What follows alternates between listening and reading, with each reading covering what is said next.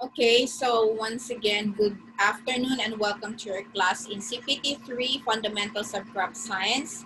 So we're going to have discuss our next chapter, which is the management of water and soil. So on our previous topic, we talked about the different planting. So hopefully you have seen the videos. Have you? On planting and sexual propagation. So actually, I told you on the last video about to watch on the banana tissue culture as part of the sexual propagation. So may I know if you have watched it, Jessie? I'm sorry, wala ma'am. Okay, so please watch on the banana tissue culture and preparing tissue culture media. Okay, so and also Okay ma'am. video. So we can move on the next topic, which is water and soil management, which is under under our midterm already. So we all know that water is very important. No, it's essential not only to living to all living organisms, not only to humans but all living organisms, and it's very critical input in crops at all stages, so from seedling stage. So we all know from the seed germination, the first stage is the imbibition of water. So in order for the seed to germinate, it must need um, required amount of water or moisture contents in order to activate the you know the the enzymes that are capable of degradation and metabolic activity in the seed. So it is also the medium with which nutrients are absorbed by the plants. And the water supply in the Philippines are 80% rain-fed, and the rest are through irrigation. Unlike in Israel or in Middle East, no, that is how it's because um, they invented the drip irrigation because they don't have rainfall, no. It's just unlike us, we have about 2,000 rainfall per year, but for them they don't have much. They only have like 20 centimeter rainfall per, something like that, 200 per year. So they have come up with a drip irrigation. It is where the drip irrigation were invented. So for us, we usually have 80% rain-fed because of the abundance of rainfall and in fact, we are now in our rainy season. Every day we have rainfall, right? Nagulan ba sa inyo dara kagahapon, Jessie and Oliver? Kada gabi lang ma'am. Yes, exactly, no? So water requirement is just the total amount of water required for a plant to complete its growth and development cycle from germination to maturity. So that's how we define water requirement, and we actually um, measure consumptive use of water, no, through evaporation, like 10 centimeter depth, and transpiration, or 99% of total water absorbed by plant through cooling system. So we all know that transpiration is the process or the cooling process in plants wherein water evaporates from the leaves, no? So that's how, what is transpiration compared to evaporation? Evaporation is the change of state from liquid to gas in water. And we also have seepage or lateral movement of water. That's how flooding, and percolation or the vertical subsurface water movement. So percolation is where the roots absorb or where the downward movement of water in the soil. So when we say water requirement, there are determinants, no? Independent stage of crop growth, evaporation is greater than transpiration at early stage, or evaporation is less than transpiration after canopy closure. And these are very dependent on the, of course, solar radiation, relative humidity, wind and temperature, and also crop growth duration. So we all know that like the vegetables, crops like petchay and so on, they only need less water compared to trees which need drums of liters of water. And other determinants are the soil's texture. So we all know that a clay low moist have all the capacity to absorb more water than the sandy soil. And its permeability, depth of hard pan or impervious layer, like in the clay soil when you plant in the rice field, and the extent of soil puddling. So there are critical growth stages for annual crops. So first is yung seeding. Not too critical stage of water, but adequate moisture lang for germination. In vegetative naman, accelerated growth rate covers at 3 to 5 weeks after germination, and there must be adequate moisture within 3 to 5 weeks after germination. So in the first 2 months, that's how the vegetative needs water. In the reproductive naman is also another critical growth stage wherein deficiency will occur in fertilization, pollination, cell differentiation, and this is the most critical period of development, the flowering stage. For seed grain filling naman in grain crops, it will imply on yield, like the number of field seeds and seed weight, no? It is very affected by water. And during ripening naman, irrigation is not needed usually at 2 weeks before harvesting. So some crops like rice, no, they don't need irrigation much. For perennials naman, it's different from annual because perennials may last more than years. So during early stage, you only need small amount of water for growth. And then the critical stage for water use starts from the flowering and fruit development. And usually water stress sensitive phases are during flowering, fruiting, and seed development. And take note that water stress can also enhance flowering and fruiting in some crops like mango, durian, and some other crops or fruit trees or perennials. But you have to irrigate them after a dry spell, which is lesser than 1 month, can induce early flowering in those, as I have mentioned just a while ago, in citrus, lanzones, durian, lychee, rambutan, and coffee within 7, but for coffee, only 7 to 12 days stress, no? Mga less than 2 weeks lang siya. But could be less than 1 month, mga 2 to 3 weeks in some other crops. In a big farm, the determination ng irrigation schedule will be based on the soil water measurements. So meron tayong pang-measure ng irrigation or soil water. We have gravimetric, tensiometer, and electrical resistance blocks.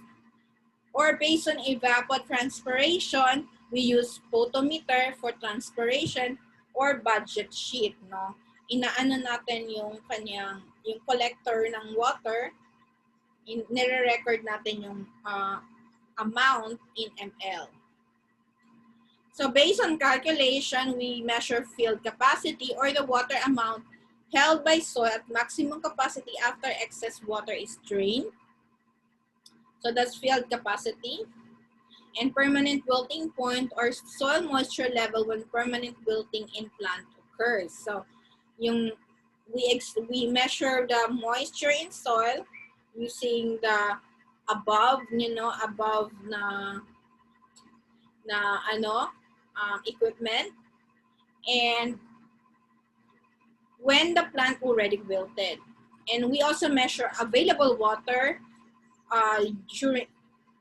between field capacity and permanent wilting point divided by 100 and whole multiplied by bulk or over specific gravity of soil and depth of effective rooting. So this is very engineering na, but then this is how we base our calculation for irrigation.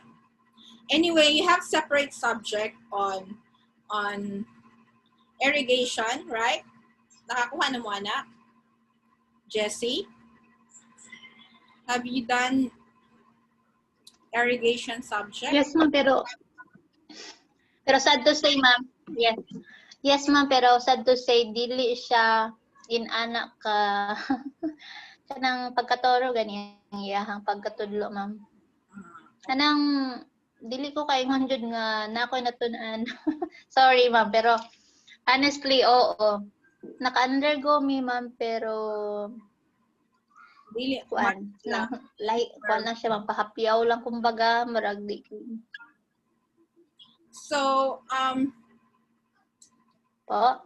So it's actually, although life is a continuous learning, no? So learning doesn't stop when you stop from one subject to another. So it doesn't mean like that.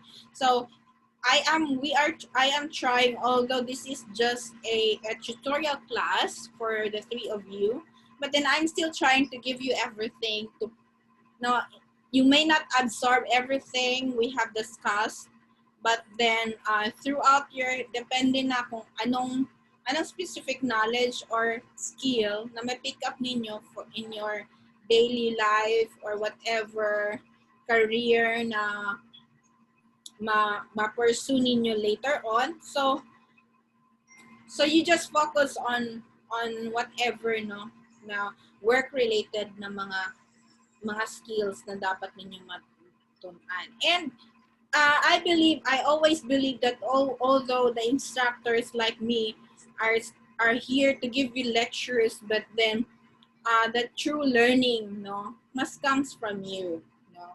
So you don't rely only on what you have heard from us, but also from your environment as whole. So hopefully you will also learn a lot. Although I know you will not remember everything, but it's a training ground actually. And if you stop learning, if you stop reading, if you stop studying, then you cannot use the full capacity of your brain.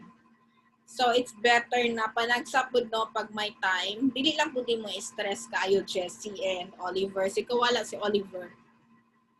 So that's for the big farms. Anyway, see?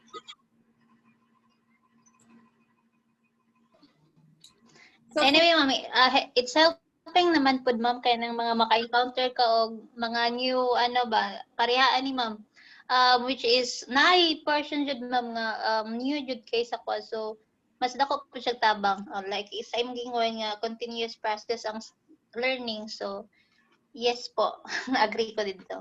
Yeah, I'm glad to hear that. Okay, so to continue, small farms, so those are for big farms. Although pare-pareho lang, but for small farm, these are the ways of irrigation schedule. So meron tayong temporary wilting, symptoms shown when plants lose their turgidity, usually at midday. So temporary wilting na siya. Or color of the foliage, we know how yung brownish or yellowish temporary wilting.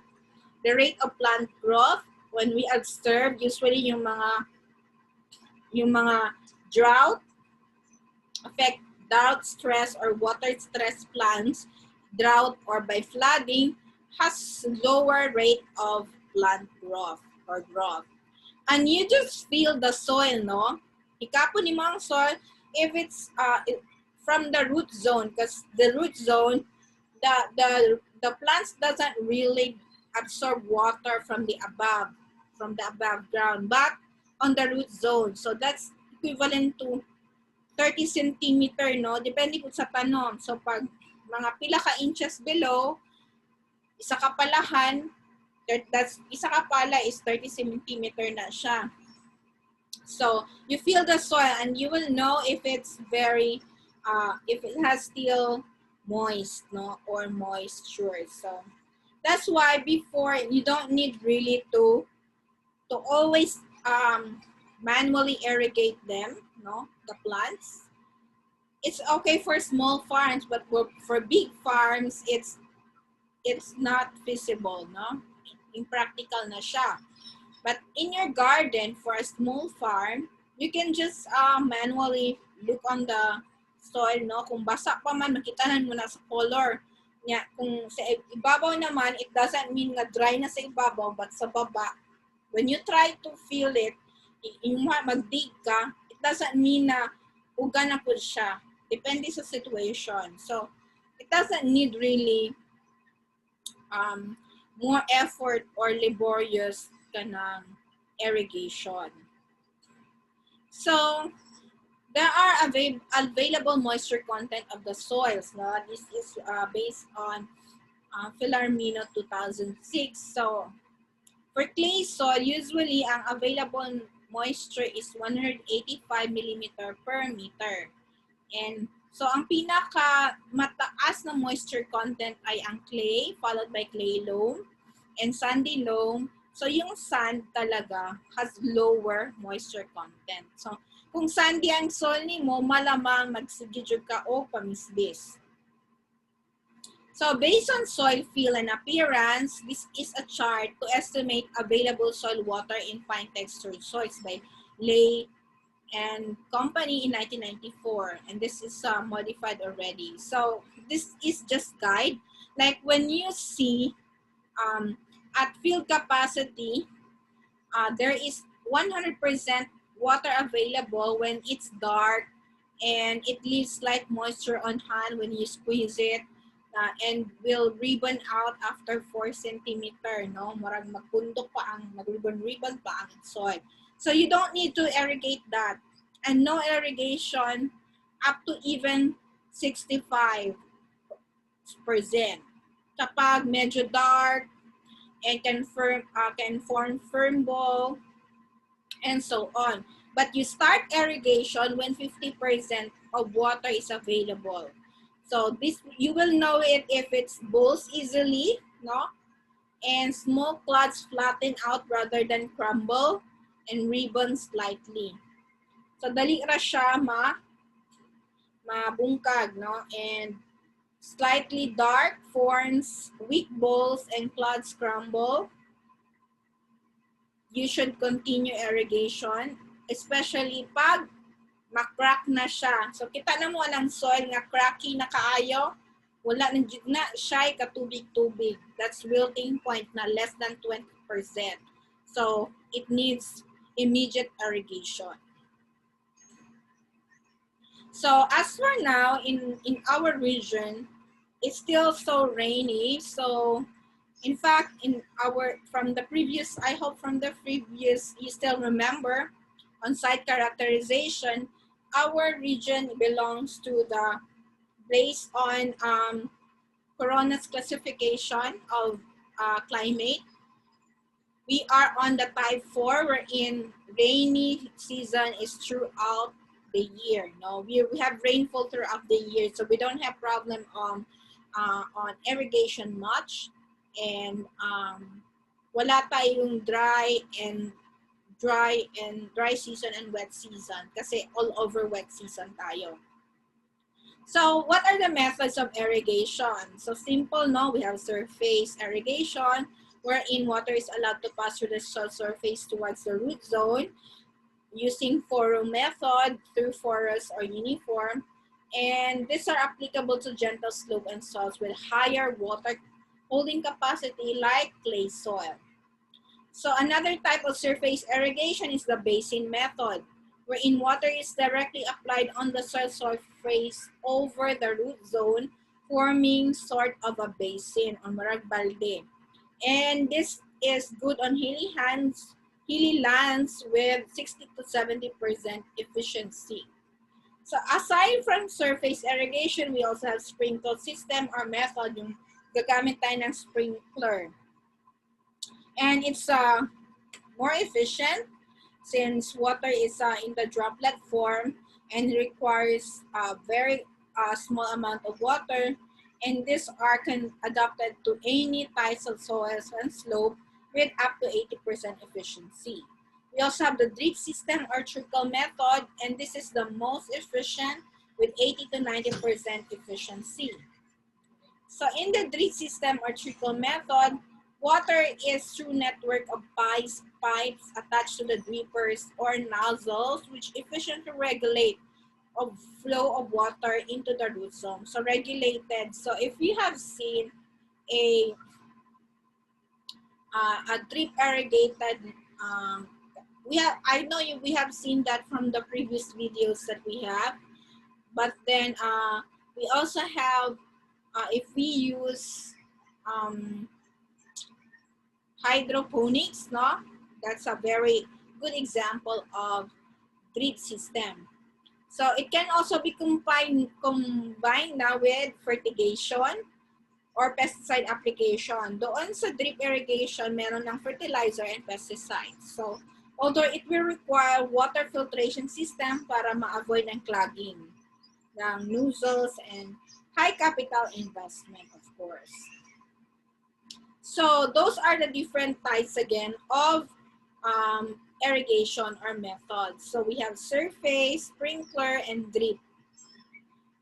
So how to manage soil moisture in dry season? So kung limited ng water, you only select crops that can grow under dry conditions like mung bean, cassava, and eggplant, or short-term vegetables. Kung andun ka sa area na type 1 and 2 and 3, so you only select vegetable crops kasi short-term lang sila, which can be grown near surface water or water well na merong balon or from water tank, or where feasible and affordable to use drip irrigation system. Kung medyo malaki ang budget mo, so you can use drip irrigation. So you just, during dry season, para hindi masyadong, kasi in the previous year, especially last year, no, have you heard yung sa case ng Cotabato wherein meron tayong El Nino, no? Patong drought. Yung mga about more than 3 months ato na nag-drought. So ang mga farmers patay talaga yung kanilang mga crops. Nakadungog mo na, Jessie? I think so, ma'am. Remember mo dati. In fact, nag-declare si President Duterte ng calamity, no? Sa Cotabato, somewhere. So, you cover the soil around plants with mulch of leaves. So, mulching with grass or rice straw is one way to manage drought or dry season. Or you can use plastic mulch, no? Or silver-coated ones. Since black mulches heated up too much and can cause burning, so you can use the silver-coated mulch and provide young plants with shade to keep them cool. So we always do that before transplanting, no? Ginatabunan nato ang mga seedlings in the field and remove weeds because they also compete for plants' moisture content.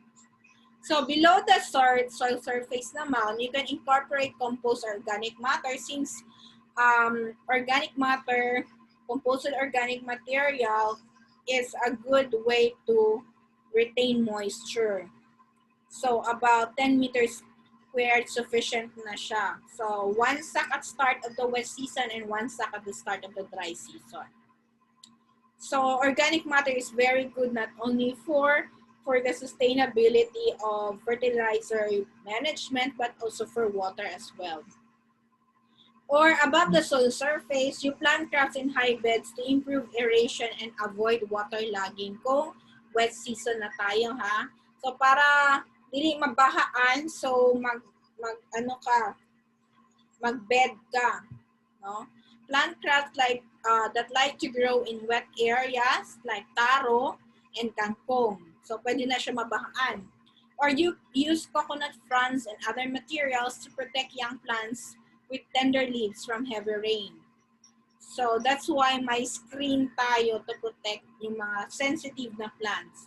Or you can grow vine plants on a trellis. So other methods of irrigation for annual crops, we have so-called border strip irrigation. So meaning yung field is divided into strips, kaya border strip siya, and bounded by low leaves or dikes, and this is along slopes or streets or across strips, no, with 75 to 300 meter in length. So yun ang mga border strip irrigation. And on border strip, water is spread over the land but not allowed to accumulate. And this is used or applicable sa mga pasture land or upland grain crops and upland rice. Meron din tayong, this is an addition, no, and to the others, to the above that we have discussed. And basin or paddy irrigation is applied to plots surrounded by dikes or leaves. Plots are leveled, variable shapes, and follow the topography of the land, and this is used for lowland rice. Basin or paddy irrigation. Another is yung kanina, furrow irrigation in dry land, wherein water run down the forest between rows at merong mga gated pipes or open ditch in introducing water to the furrows. So this is applicable to row crops, especially potatoes, vegetables, corn, and other. Meron din tayong aerial irrigation or yung sprinkler, no?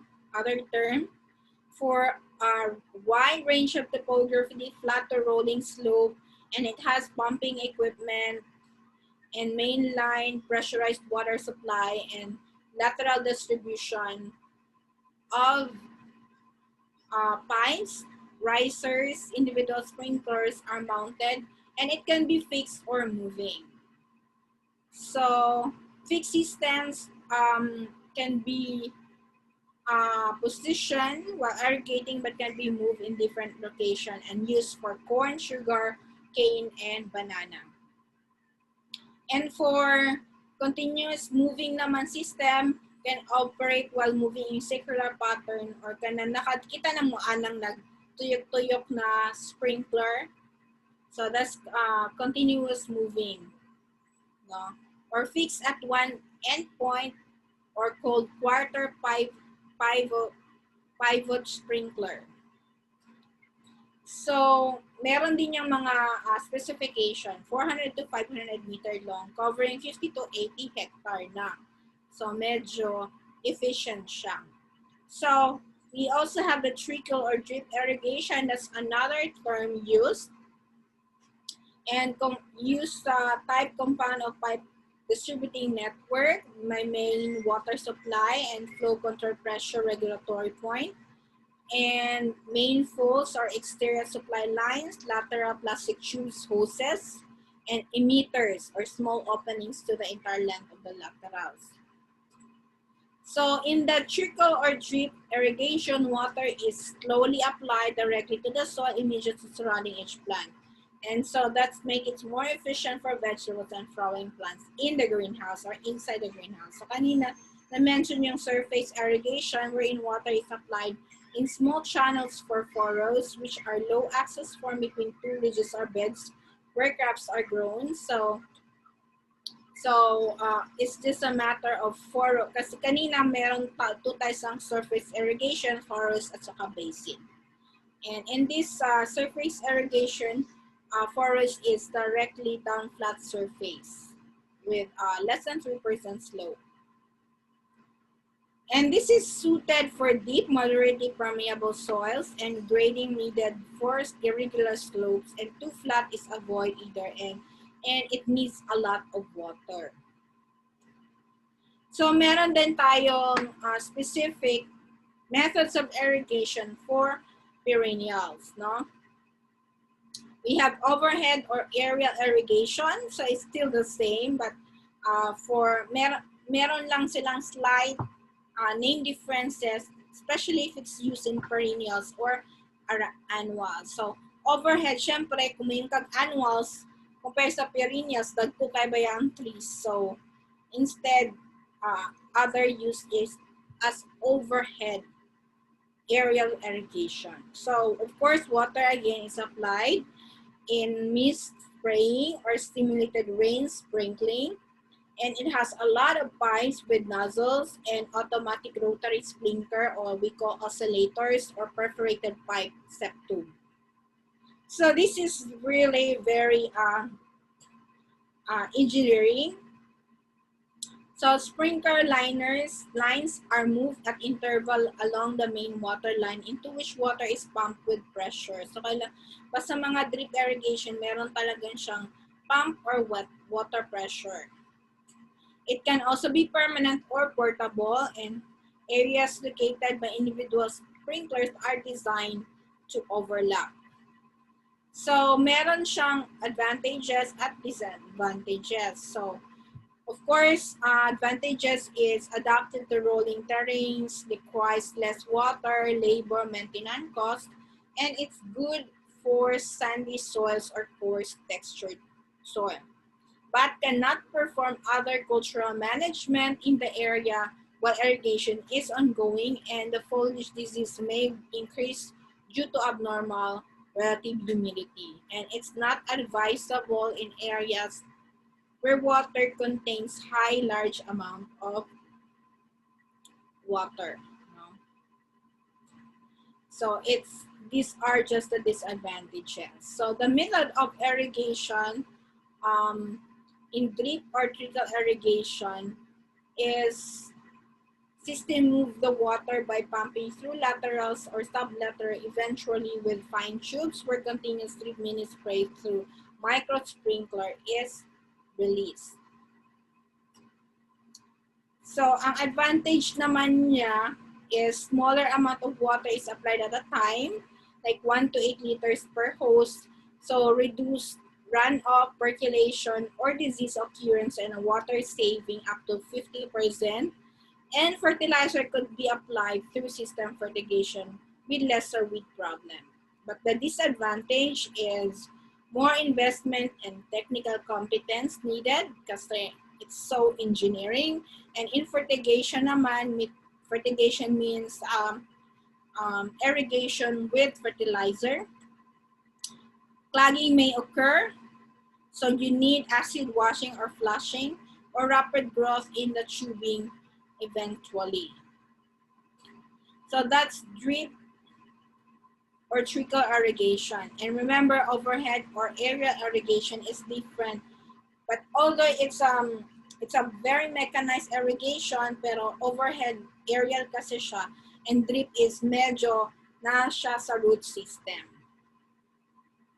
So drainage is also very important. That's irrigation. So drainage is also means removal of excess water from root zone. Water logging predisposes the plant to diseases such as root infectious diseases, Phytophthora in avocado or citrus, and bacteria wilt on tomatoes. So water logging is very critical in papaya, banana, pineapple, and avocado, and deep flooding. So the solution is to construct drainage canals, use of raised beds or ridges. So that's why you now know that yung banana plantation natin, dagko kayo na sa canal, no? So I know you have seen that. So another water-related topic is crop forcing. This is the use of special structures to shield plants from too much rain. So we call them crop forcing, using plastic house, tunnel, shed house, and greenhouse. So I know you are very familiar with greenhouse. Shed house is just using plastics or tin, ano ba yung kanang tin? Dahon, ma'am. Ha? Yes, or screen. Pwede na dahon, ma'am, pang shed. Yes, or we call them also plastic house kung nagagamit ka plastic, no? Or polycarbonate. So, there are practices which are very efficient water use, like the adoption of organic farming system, gagamit ng manure or green animal or organic fertilizer to increase crop tolerance to drought. So the reason behind this is, of course, as I have said a while ago, organic matter improves water retention in soil, plants more massive root system in soil rich in organic matter. And also mulching, no? It prevents heating of the soil surface, controls surface water evaporation, and reduces the impact of raindrops that seal the soil for spaces. So more rainwater is retained in the soil with the mulch. So mulching is also one of the materials acted upon by microorganisms. So as they are decomposed, and it will add organic matter and improve soil water holding capacity. So although they have negative effects like fungal infection in the basal stem of crops, remove the mulch near the stem during the rainy season to avoid this. And frequent interrow cultivation for row crops, like cultivation breaks crusting and soil particles after heavy rains. So you just, it's a soil mulch effect, only surface get dry, so breaks the capillary rise of water. It's called intercultivation, which disrupt weed growth and absorb moisture in the soil. Or you construct farm pan or water reservoir. Water, of course, we know what is a water reservoir, no? Like a dam to conserve water that can be used later in the dry season. So that's all for the water management. So anytime mag-stop na ang ato ang our video call. So do you have any question, Jessie? We are just less than a minute. So next time we're going to talk about soil management in crops and the different